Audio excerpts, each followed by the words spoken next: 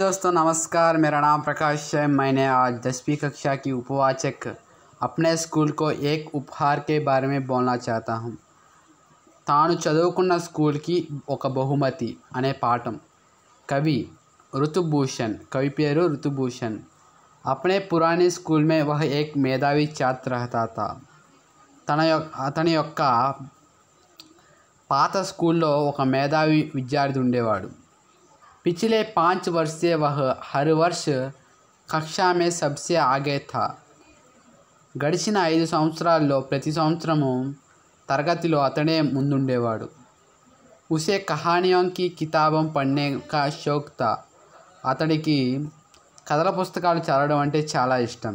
अतः उसको अंग्रेज़ी और हिंदी बहुत अच्छी थी। అతనికి హిందీ అన్న ఇంగ్లీష్ అన్న చాలా ఇష్టం।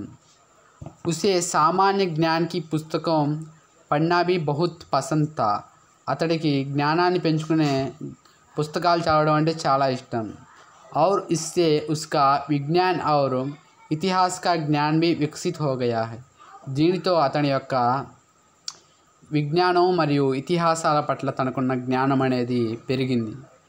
गणित का तो वह जादूगर था ही। గణితం అంటే అతనికి జాదూగర్, చాలా తెలివిగలడు గణితంలో। अध्यापक के बोर्ड पर पूरा प्रश्न लिखने से पूर्व ही वह उसका उत्तर बताने के लिए हाजिर हो हाथ उठाता था। ఉపాధ్యాయుడు బోర్డు మీద ప్రశ్నలు రాసే ముందే ఇతను ఆ ప్రశ్నలకు జవాబు చెప్పడానికి ముందుగా చెయ్యెత్తుతాడు। पुराने स्कूल में उसके बहुत सारे मित्र थे। పాత స్కూల్లో అతడికి చాలామంది మిత్రులు ఉన్నారు। सभी अध्यापक भी उसे पसंद किया करते थे। అందరి ఉపాధ్యాయులకు అతడంటే చాలా ఇష్టం। वह सबसे खुशी मिलता और मुस्कुराकर హలో कहता। అందరితో నవ్వుతూ మాట్లాడతాడు మరియు సంతోషంగా ఉంటాడు, హలో చెప్తాడు। जब भी कोई कठिनाइयों में होता तो राजू सबसे पहले उसकी मदद के लिए पहुंच जाता। ఎవడైనా కష్టాల్లో ఉంటే వాడికి హెల్ప్ చేస్తాడు। उसके पुराने स्कूल में कभी किसी ने उसकी कमज़ोरी की ओर भी ध्यान नहीं दिया। అతడి యొక్క బలహీనత గురించి ఎవరు పట్టించుకోలే। टांगों बहुत पतली और కాళ్ళు చాలా సన్నగా, పతలి और दुर्बल थी, బలహీనంగా ఉన్నాయి। उसकी घुटनों में शक्ति नहीं थी, అతడి కాళ్ళలో ఎటువంటి శక్తి లేదు। और अधिक समय तक वे उसके शरीर का भार बर्दाश्त नहीं कर पाती थी। अतः वह ज़्यादा देर तक खड़ा नहीं रहता। చాలాసేపు నుంచోలేడు, ఎక్కువసేపు నుంచోలేడు। इसीलिए उसे खेलने की मनाही थी, అందువలన అతను ఆటలు ఆడలేడు। जब भी उसके स्कूल में मैच होता, ఎప్పుడైనా వాళ్ళ స్కూల్లో మ్యాచ్ జరిగితే రాజు अपने साथियों को खेलते हुए देखता, అతడి ఫ్రెండ్స్ని ఆడుతుంటే చూస్తూ ఉంటాడు। और जोर शोर से उनका उत्साह बढ़ाता, వారికి ఉత్సాహాన్ని ఇస్తాడు। जब उसके मित्र मैच हारने लगते तो राजू के प्रेरणादायक शब्दों से उनमें आशा का संचार होता। ఎప్పుడైతే ఓడిపోతాం అనుకున్నారో అప్పుడు రాజు యొక్క ప్రేరణతో వాళ్ళలో కొత్త ఆశ అనేది వస్తుంది। వే నయి స్ఫూర్తి से खेलना लगते थे, వారు కొత్త స్ఫూర్తితో ఆడతారు।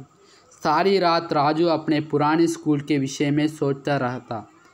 రాత్రంతా అతను తన యొక్క పాత స్కూల్ గురించి ఆలోచిస్తాడు। और उसने सच्चे मन से प्रार्थना की, నిజమైన మనసుతో ప్రార్థిస్తాడు। उसका नया स्कूल भी उसके पुराने स्कूल जितना ही अच्छा हो, పాత స్కూల్ ఎలాగైతే బాగుందో वैसा రాజు यह बात भली बात जानता था, అతడి కొత్త స్కూల్ కూడా అలాగే ఉండాలని కోరుకుంటాడు। कि यदि स्वर्ग में भी स्कूल हो तो वह भी उसके पुराने स्कूल से ज़्यादा अच्छी तो नहीं होगा। స్వర్గం కూడా మా పాత స్కూల్ అంతా బాగోదు అని చెప్తాడు। उसके स्कूल छोड़ते समय सभी मित्र कितने रो रहे थे, అతడు స్కూల్ని వదిలేస్తున్న సమయంలో తన మిత్రులు చాలా బాధపడ్డారు। उसके संगी साथी अध्यापक गण और यहाँ तक कि प्रधानाचार्य ने भी उसके पिताजी से उसे वही छोड़ जाने का अनुरोध किया. ప్రధానోపాధ్యాయుడు కూడా రాజుని ఇక్కడే వదిలేయండి వాళ్ళ నాన్న ప్రార్థించాడు. लेकिन उनकी किसी बात पर ध्यान नहीं दिया जा सका. उसके पिताजी का तबादला हो गया. వాళ్ళ నాన్నకి ట్రాన్స్ఫర్ అయింది. और अपने इकलौता बेटे को वहीं पर छोड़ जाने की बात वे सोच भी नहीं सकते थे. ఒకానొక కొడుకును అక్కడ వదిలేసి వెళ్ళలేక తీసుకువెళ్ళిపోతారు. అగలే దిన్ ప్రాతః తర్వాత రోజు రాజు జల్దీ హీ ఉఠ్ గయా. రాజు తొందరగా లేచాడు. और फटाफट తొందరగా उसने अपनी वर्दी भी पहन ली. తన బట్టలు వేసుకున్నాడు, యూనిఫామ్. आईने में अपने को देखकर అద్దంలో తను తాను చూసుకుని సోచనే లగా ఆలోచించాడు. कि वर्दी तो अच्छी लगा रही है. యూనిఫామ్ చాలా బాగుంది. हो सकता है कि स्कूल भी अच्छा ही हो. स्कूल కూడా బాగుంటుంది అనుకుంటా. लेकिन फिर भी उससे नाश्ता नहीं किया जा सका. కానీ టిఫిన్ తినలేదు. మాతాపిత समझ गए. అమ్మా నాన్న అర్థం చేసుకున్నారు. और उन्होंने ज़बरदस्ती नहीं की. पिताजी ने अपने गाड़ी में स्कूल के फाटक तक छोड़ दिया था. स्कूल దాకా వదిలాడు వాళ్ళ నాన్నగారు దింపాడు. और अपने बेटे को मुस्कुराकर विदा किया. నవ్వుతూ వాళ్ళ కొడుకును ఆశీర్వదించాడు. రాజు ధీరే ధీరే చల్నే లగా. రాజు నిదానంగా నడుచుకుంటూ వెళ్తున్నాడు. क्योंकि वह तेज नहीं चल सकता था. ఎందుకంటే అతడు వేగంగా నడవలేడు. उसकी मधुर मुस्कुराना को लोग घूरते रहे और कुछ ना तो उसके टांगों की ओर संकेत करके हंसते हुए उसका मजाक भी उड़ाया. కొంతమంది అతడి యొక్క కాళ్ళ వైపు చూసి నవ్వుతూ మరియు అతన్ని విక్రించడం చేశారు. कुछ क्षणों में ही पूरा मैदान और बरामदे कौतूहल से देखने और उसकी ओर इशारा करके हंसने वाले से भर गए. కొద్ది క్షణాల్లో మైదాన్ ఆట స్థలం మరియు వరండా అంతా ఇషారా కర్కే హస్నే వాలే సే భర్ గయా. ఇతను చూసి నవ్వే వాళ్ళతో నిండిపోయింది. స్కూల్ కే అధ్యాపక్ भी पास से ऐसे गुजरे जैसे कुछ हो ही नहीं रहा है.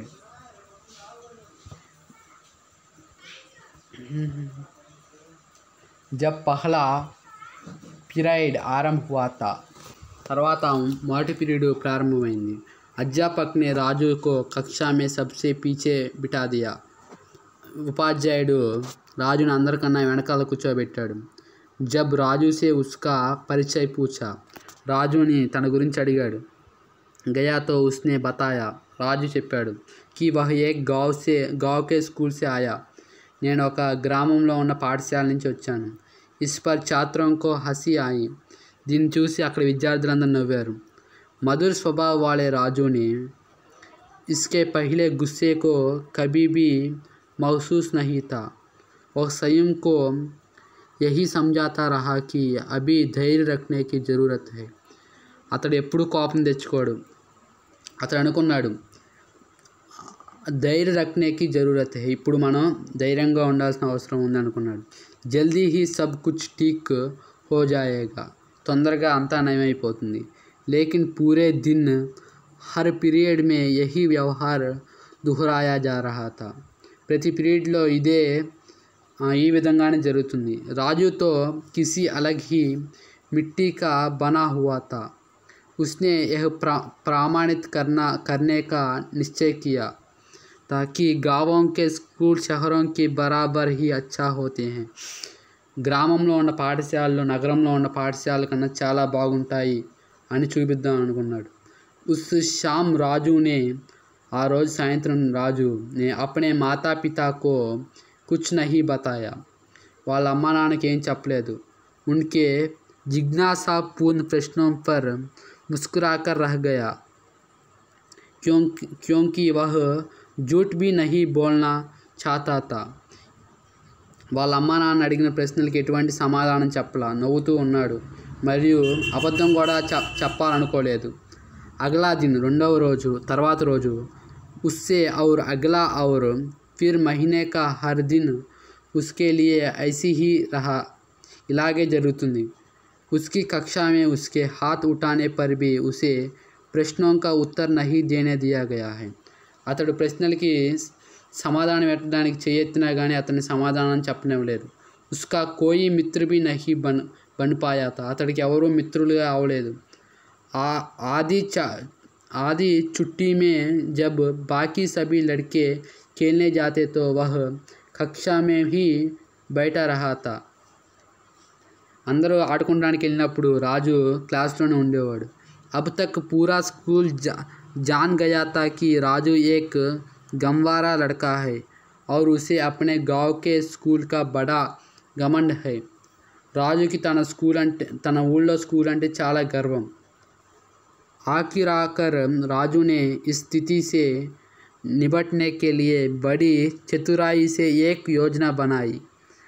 ఈ సమస్యను ఎదుర్కోవడానికి రాజు తెలివిగా ఆలోచించాడు.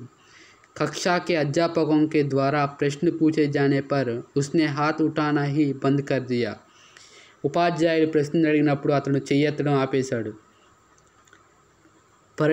परिणाम स्वरूप बहुत शीघ्र ही अध्यापकों और छात्रों ने उस पर जान देना बंद कर दिया.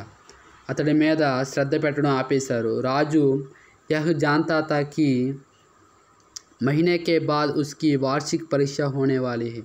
నెల తర్వాత అతని యొక్క సంవత్సరం పరీక్షలు వస్తున్నాయి. इसीलिए उसने घर पर अधिक परिश्रम किया. దీనికోసం అతను ఇంట్లో చాలా కష్టపడ్డాడు. आखिर उसे नए स्कूल के समक्ष प्रमाणित करना था कि उसका पुराना गांव का स्कूल कोई कम नहीं था. తన యొక్క స్కూలు ఏమాత్రం తక్కువ కాదని నిరూపిద్దాం అనుకున్నాడు. सबने मान लिया था कि राजू को तो फेल होना ही है. అందరూ రాజు ఫెయిల్ అవ్వాలని కోరుకున్నారు. जैसे जैसे समय पास आता गया सभी लड़के पढ़ने के व्यस्त होता गया. అందరూ ఎవరు చదువు మీద శ్రద్ధ పెట్టలేదు. రాజు को किताबों लिए देखकर उस पर हंसने और मजाक उड़ाने का समय पर भी निकला ही लेता. రాజు పుస్తకాలు తీసుకున్నప్పుడు అందరూ చూసి నవ్వేవాళ్ళు. రాజు अब बहुत धैर्यवान हो गया. రాజు ఇప్పుడు చాలా ధైర్యవంతుడైపోయాడు. और चुपचाप मन में मुस्कुराता हुआ, నిదానంగా మనసులో నవ్వుకుని अपनी पढ़ाई करता रहता, మనసులో చదువుకునేవాడు. एक सप्ताह में ही वार्षिक परीक्षा समाप्त हो गई. ఒక వారంలో తన యొక్క సంవత్సర పరీక్షలు అయిపోయినాయి. 2 सप्ताह की छुट्टियों के लिए गाँव वापस गया. 2 వారాల సెలవులకి ఊరెళ్ళాడు. उसके बाद ही परीक्षा परिणाम निकलना था. తర్వాత एग्ज़ाम మార్కులు వచ్చినాయి. परिणाम निकलने के पहले दिन राजू लौट आया. परीक्षा మార్కులు వచ్చే ముందు రోజు ఊరొచ్చాడు. और अगले दिन पूरे आत्मविश्वास से अपने पिता के साथ परीक्षा फल देखने गया. పూర్తి విశ్వాసంతో एग्ज़ाम మార్కులు చూడడానికి వెళ్ళాడు. एक बार फिर वह कक्षा में प्रथम आया था. మళ్ళీ క్లాస్లో ఫస్ట్ వచ్చాడు. उसके पिताजी ने कुछ थे लेकिन राजू के हर्ष की तो सीमा ही नहीं थी. వాళ్ళ నాన్న చాలా సంతోషంగా ఉన్నాడు, కానీ రాజు సంతోషంగా లేడు. प्रथम आने पर वह इतना प्रसन्न कभी नहीं हुआ था क्योंकि अब उसने अपने स्कूल को सुंदर और समुचित उपहार समर्पित दिया था. ఇప్పుడు అతని స్కూల్కి అందమైన మరియు చాలా గొప్ప బహుమతిని ఇచ్చాడు.